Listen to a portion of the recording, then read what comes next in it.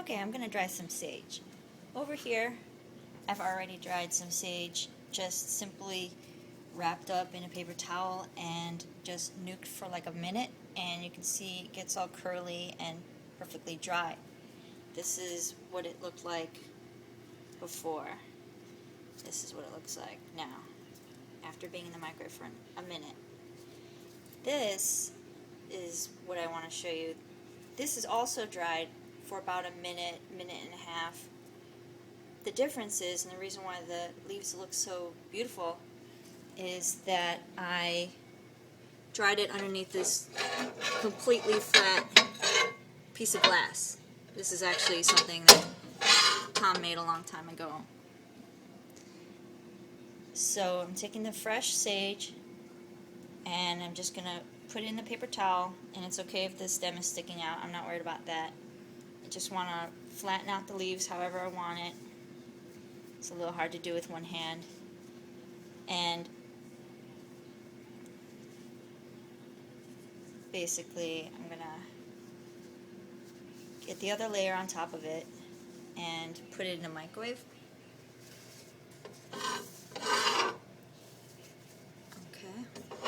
And God, this thing is still hot.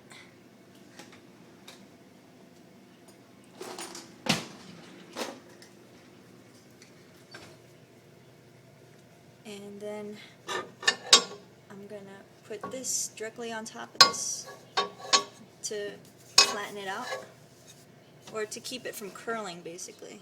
Okay, so you can see it's keeping it relatively flat. And the paper towel is going to absorb whatever water boils out of it.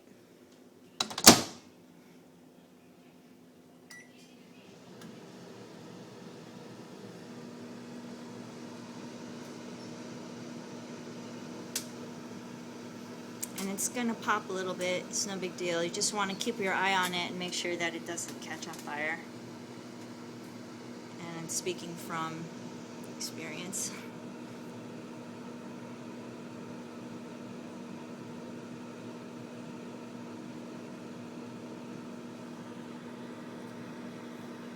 And then what I intend to do is I'm going to take this cotton twine, and I'm just going to probably tie all the stems together and leave them hanging in the pantry or something, upside down. But I think I might have to put it in a container with some desiccant, because this humidity is just going to keep rehydrating it.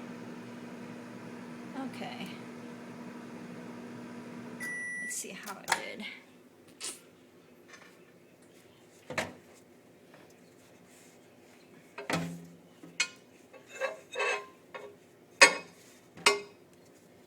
So you can see it's wet. The paper towel is really wet.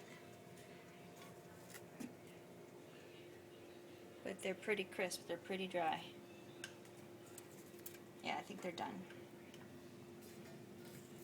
Yeah, those are good. So here's before and after.